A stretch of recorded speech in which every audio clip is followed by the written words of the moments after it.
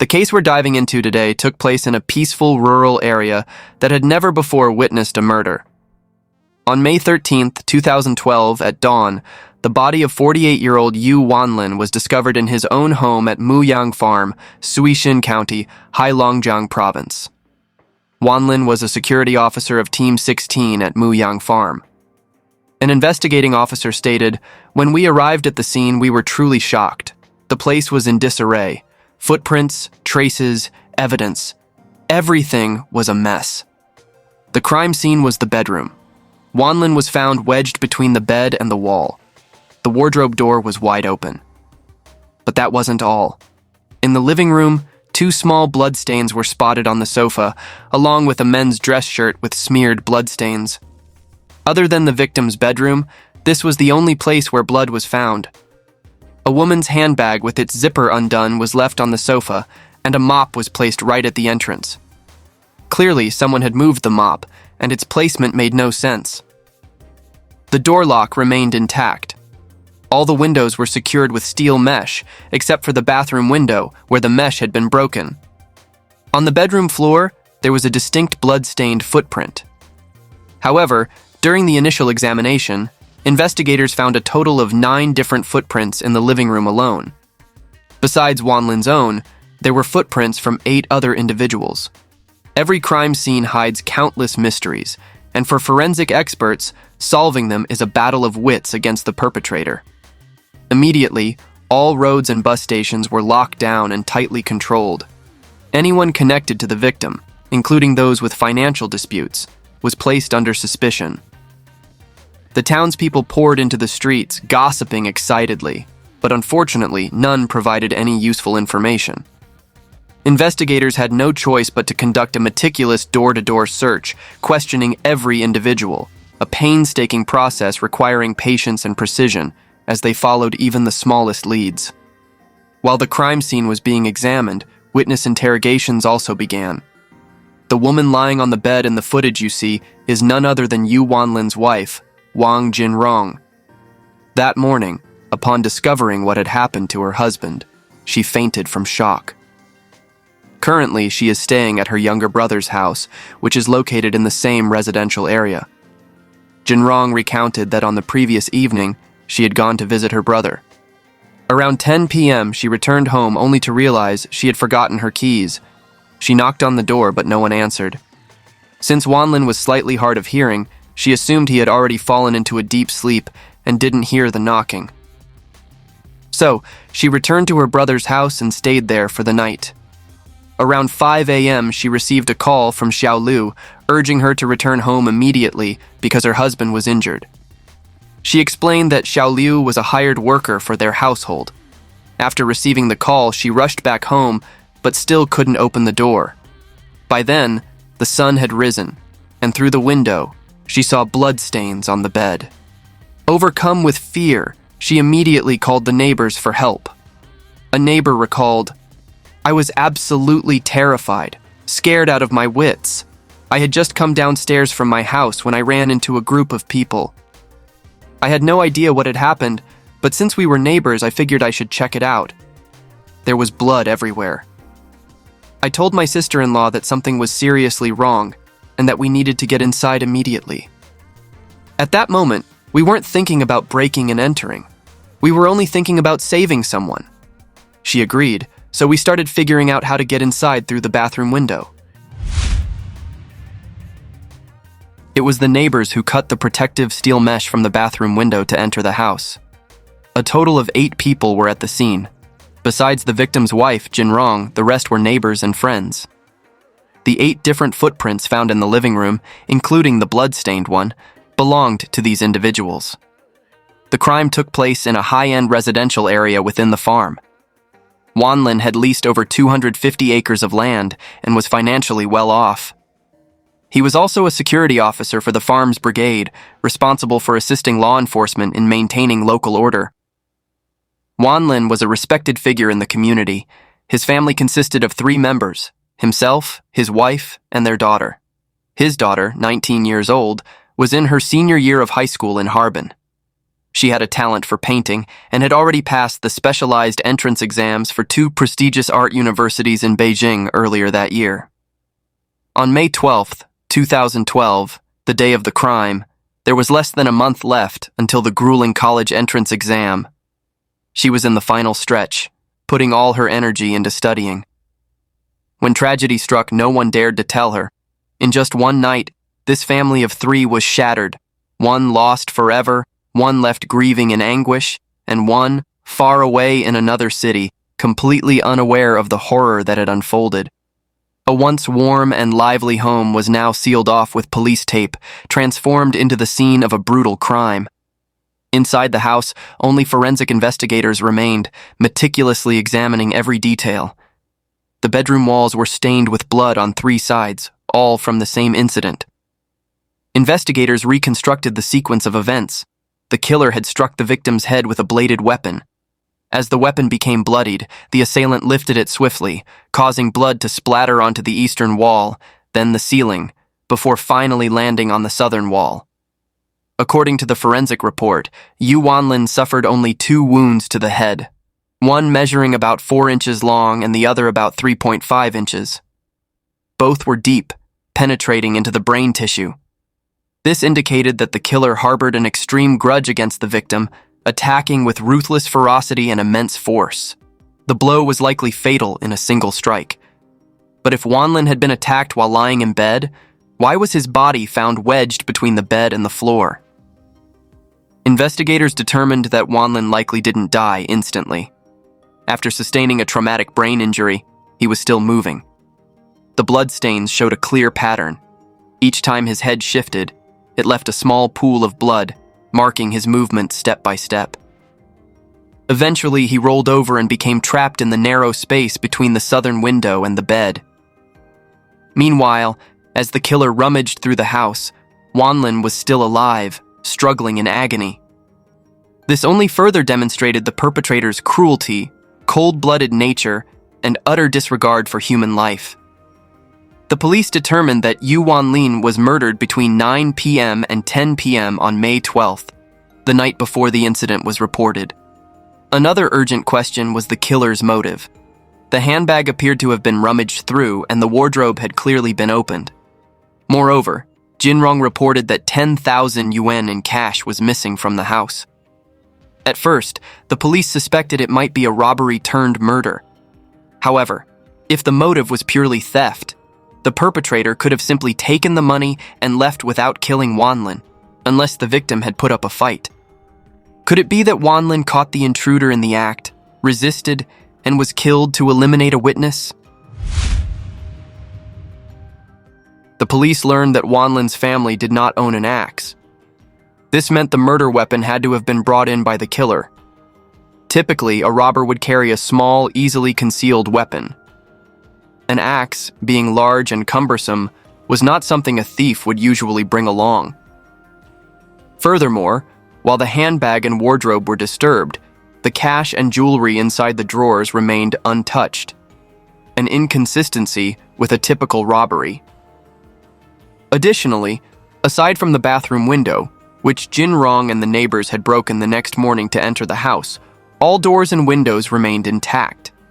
This strongly indicated that the perpetrator had entered through the front door.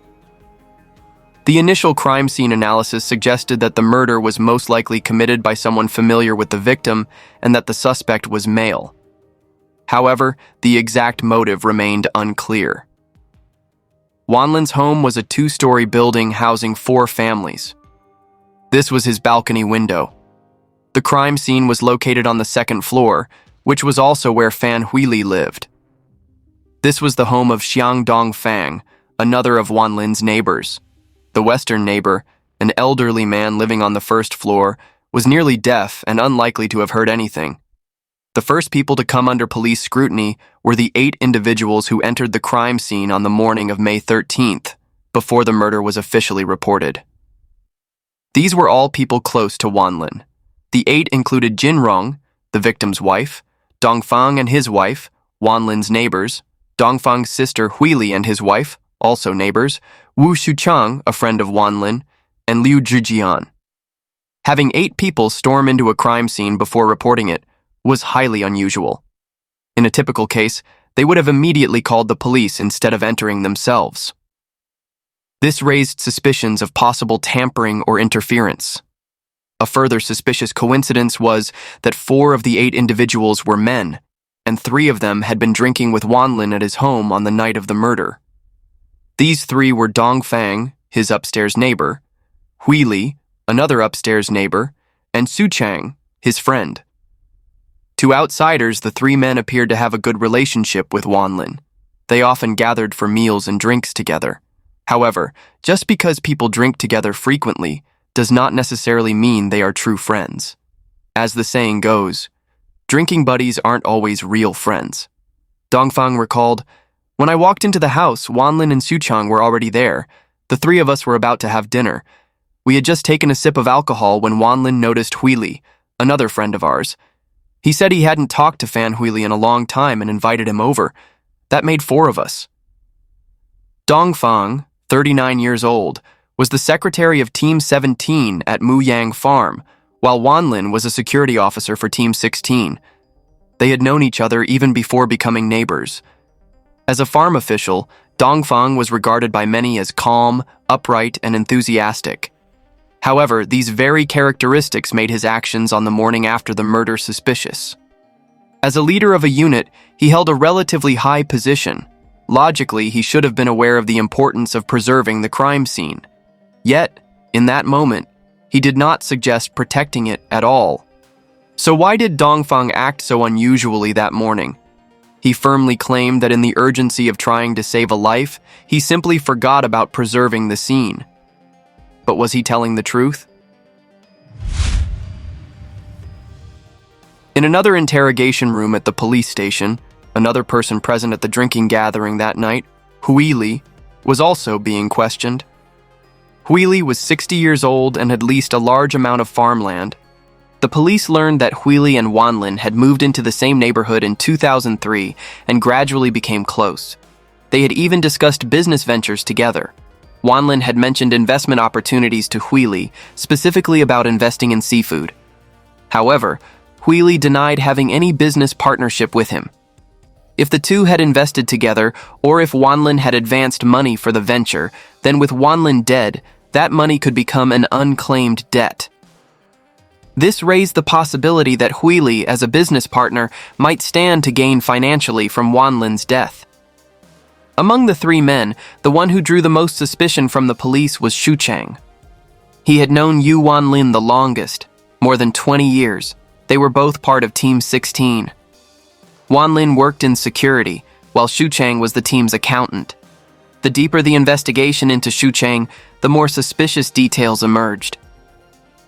On the morning of May 12th, the very day Wanlin was murdered, Wanlin had personally gone to the fields to find Xu Chang.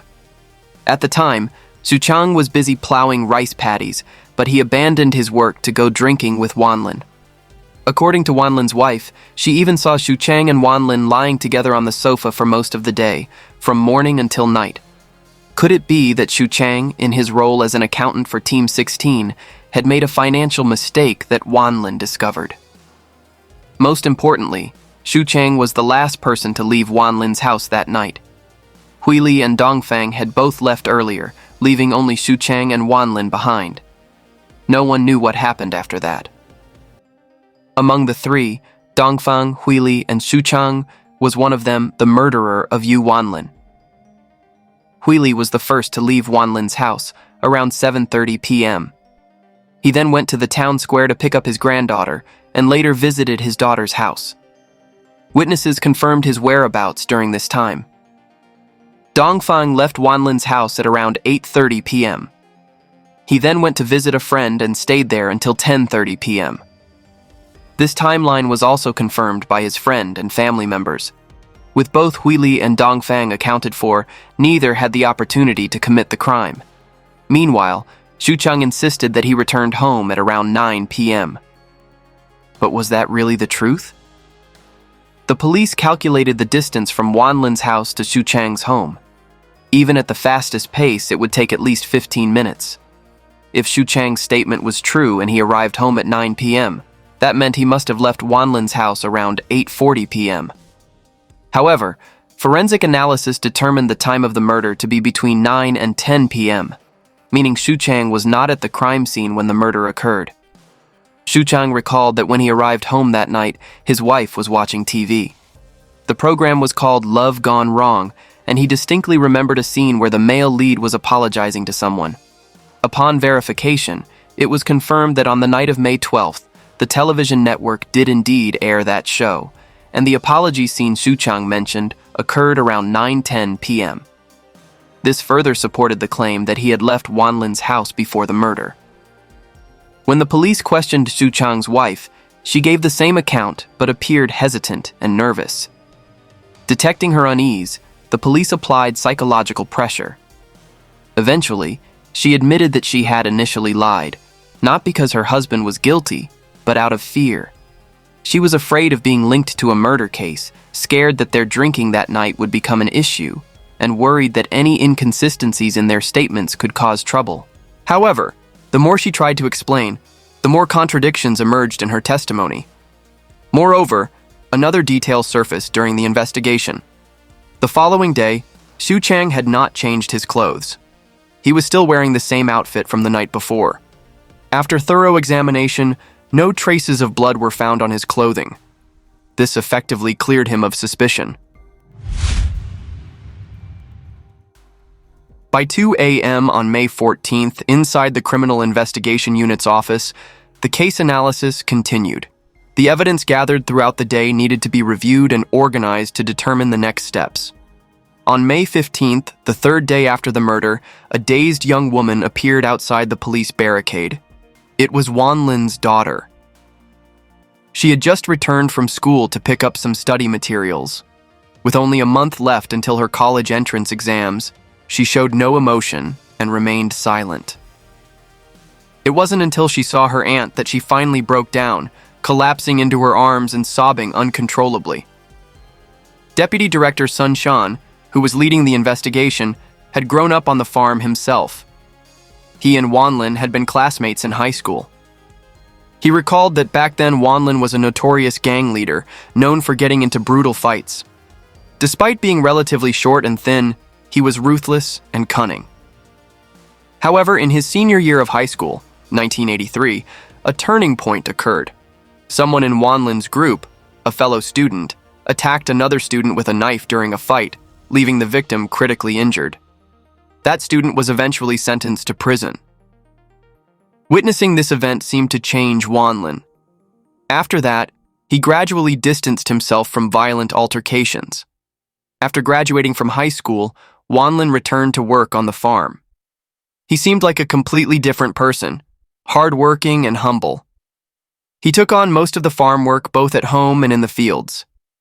He also hired laborers and seasonal workers to help with rice production on his land.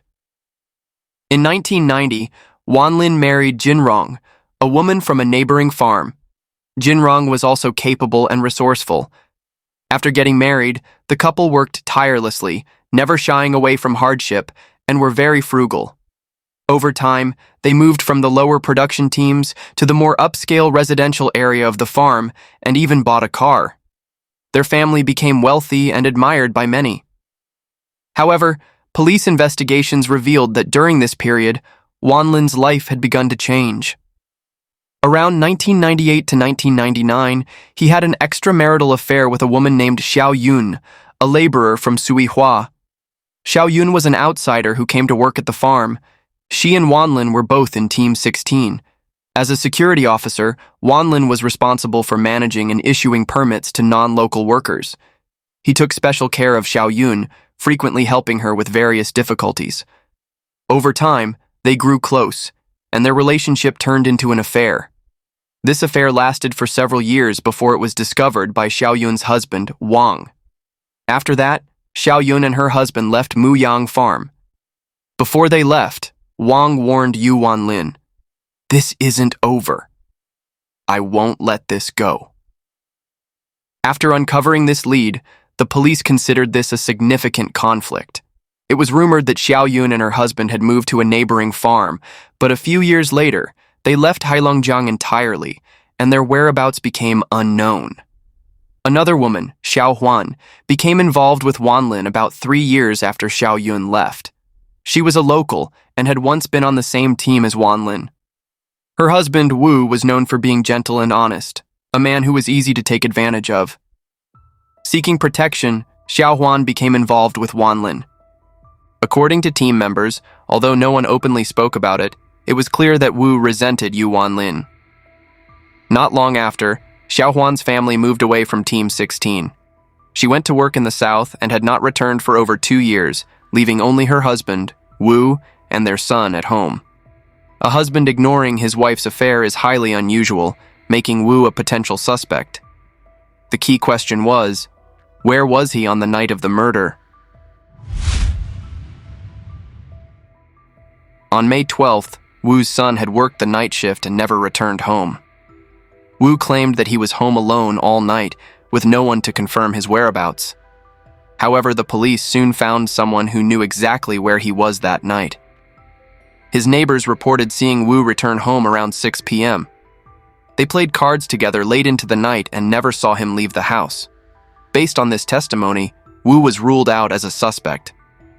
While the police continued their external investigations, forensic examinations at the crime scene carried on. The scope of the investigation was not limited to the crime scene itself, but also extended to Wanlin's belongings and household items. In a hidden drawer, investigators discovered over 10 IOUs, loan agreements written by various individuals who had borrowed money from Wanlin.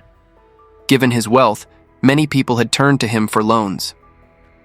The most recent note was dated May 11th, just 1 day before the murder. A person named Zhao Jinling had borrowed 100,000 yuan.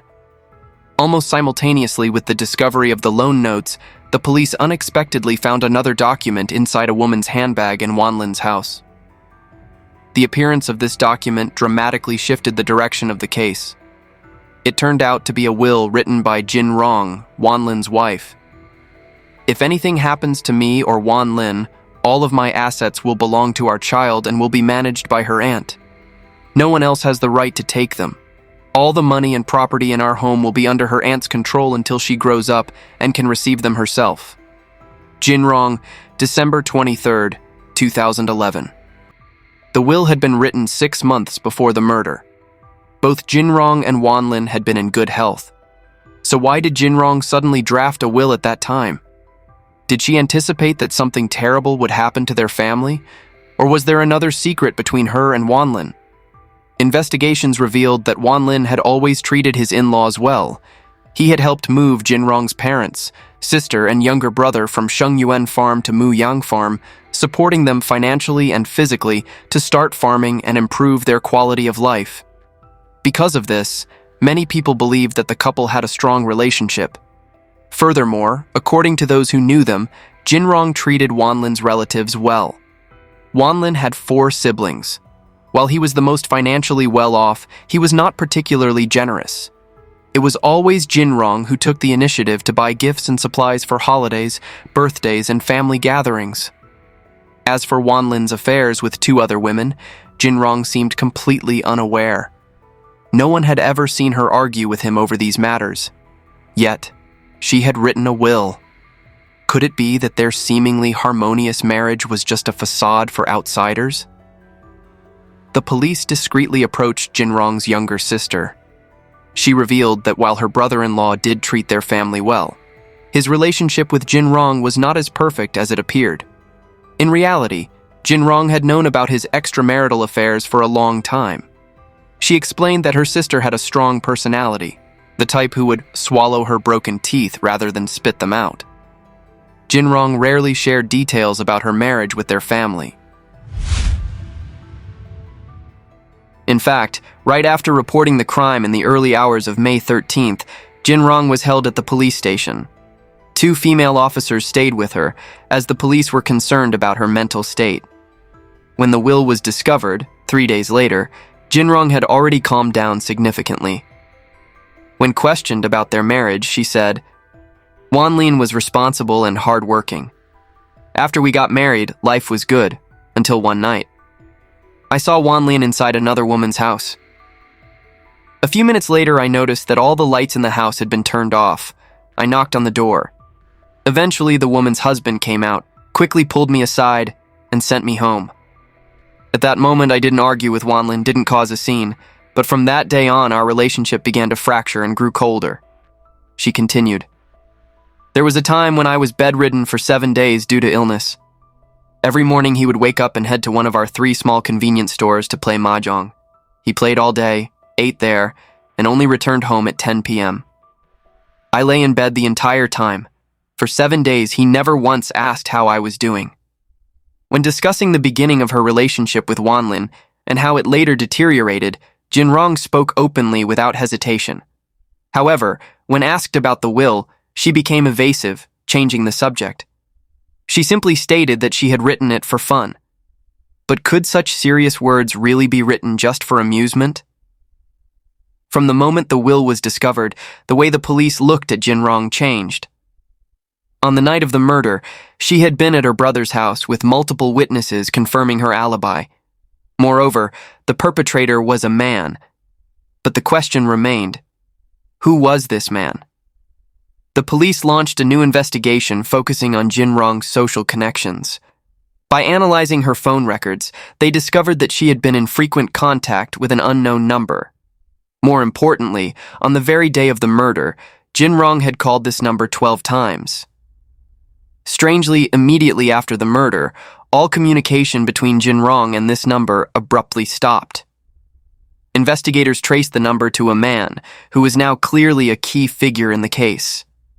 After gathering sufficient evidence, late on the 3rd night after the murder, the police launched an arrest operation. On May 17, 2012, the 4th day after the crime was reported, Yao Bing, the man who had received 12 calls from Jinrong on the day of the murder, was brought in by police from Shenyang. On the way back, he confessed that he was the one who had killed Wanlin. He said he had done it for Jinrong. In 2009, Yao Bing, a businessman from Beidahuang, arrived at the farm to purchase grain. He was new to the area and unfamiliar with anyone. After buying grain from Jinrong's household, they got to know each other.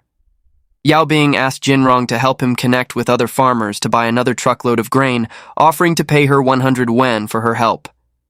Their initial acquaintance was purely transactional, not romantic, but over time, things changed. Yao Bing took great care of Jinrong, reminding her to dress warmly in the winter and to wear a mask to protect herself from the cold. Around that time, Jinrong had discovered her husband's affair. Compared to Wanlin, Yao Bing seemed more thoughtful and attentive. Yao Bing had already been divorced by then, and he developed feelings for Jinrong. The two quickly fell into an affair. Yao Bing frequently visited the farm to see Jinrong. Except for Chinese New Year, they spent almost every holiday together. Jinrong received flowers and gifts, something Wanlin had never given her. When they couldn't meet in person, they talked on the phone for at least 4 hours a day. Meanwhile, her marriage with Wanlin had completely fallen apart. Because of their daughter, they continued living together, but only in name. The previous autumn, just months before the murder, Jinrong had asked Wanlin for a divorce. But Wanlin refused. He made his stance clear. You will never leave this house. Even in death, we'll die together. At that moment, Jinrong lost all hope. From then on, they maintained a facade of harmony while their relationship grew colder. Jinrong stopped mentioning divorce. But inside, her resentment grew. She felt trapped, unable to continue her life, unable to leave. In her mind, there was only one way out. Jinrong and Yao Bing reached a chilling conclusion. If he's not eliminated, we won't be free. It's either his death or nothing. The only question left was, how would they kill him? Yao Bing began to devise a plan. He searched the internet for ways to commit murder, starting with lethal food combinations. When he found a claim that eating shrimp with tomatoes could be deadly, he immediately told Jinrong. Jinrong decided to try it. She planned for both of them to eat the dish together. However, after dinner, they sat watching TV, and nothing happened. 2 hours passed, and still, there were no effects. The will Jinrong wrote was dated the same day she attempted the shrimp poisoning, but Wanlin slept soundly that night, proving that the poisoning attempt had failed. Later, police confirmed that the so-called toxic food combinations were nothing more than urban myths, but by then, the murderous intent had already taken root. Jinrong didn't stop after that failure. She knew Wanlin was hard of hearing and that he slept deeply after drinking. That was the perfect time to try again. On the night of May 12th, Wanlin drank with 3 friends. Jinrong had already informed Yao Bing in advance. By 9 p.m., everyone had left. Jinrong called Yao Bing, left the door unlocked for him, and then went to her brother's house. When Yao Bing entered, Wanlin was fast asleep. Holding an axe, he struck and killed Yu Wanlin. Then, following their plan, he took money from the handbag on the sofa to stage the scene as a robbery. He even used a mop to wipe down his path, erasing all footprints before placing the mop by the entrance and leaving. The next morning, Jinrong deliberately called in 7 neighbors to enter the crime scene with her. First, they could serve as witnesses for her, and second, the presence of many people would disrupt the crime scene. But in the end, their crime could not remain hidden forever. During the trial, the court ruled that Yao Bing was the direct perpetrator of the murder. His actions demonstrated extreme cruelty and a firm intent to kill with no significant mitigating factors. He was sentenced to death. Jinrong, although she did not personally carry out the killing, was the mastermind. She planned, instigated, and facilitated Yao Bing's crime. She also attempted to cover it up, obstructing the investigation. As a result, she was sentenced to life in prison. 10 days before the college entrance exam, Jinrong's daughter requested to see her mother. The police allowed them to speak over the phone. From prison, Jinrong told her daughter to listen to her family and expressed deep regret and sorrow for what she had done. Despite her grief, the daughter comforted and reassured her mother, promising to live well. It was a brief conversation, yet it carried the weight of a mother's remorse and a child's pain and maturity in the face of tragedy. In reality, among all the murder cases we've discussed, crimes committed by acquaintances account for 70% of all cases. Of those, nearly half stem from marital and romantic conflicts. There's an old saying, "A day as husband and wife, a lifetime of loyalty." In this case, Jinrong claimed that she had asked for a divorce, but her husband refused and spoke harshly to her. However, if they had gone to court, the judge would have made a fair ruling based on the circumstances. But she never attempted that route. She chose an extreme solution instead. In reality, emotions alone cannot always resolve relationship issues. The more conflicts arise in a relationship, especially when a family is on the verge of falling apart and hope seems lost, the more important it is to stay calm and make rational choices. Only then can true happiness be achieved. This story serves as a warning to us all about the tragedies that can unfold when love turns into hatred, when people lose their sense of reason and act purely on impulse. In marriage, communication is key. If there are problems, talk them out openly and honestly. Don't let misunderstandings and resentment build up to the point where they explode beyond repair. Divorce is not the end. If a marriage is beyond saving, face it with courage and handle it in a civil manner. Divorce is not a final chapter, but an opportunity to start anew. Never resort to violence to solve a problem. Violence is never the answer. It only leads to suffering, loss, and irreversible consequences. I hope this story serves as a valuable lesson for all of us so that no one repeats the mistakes of Jinrong and Yao Bing. Live a life of kindness, cherish what you have, and love those around you. That's it for today's video. See you in the next one. Goodbye.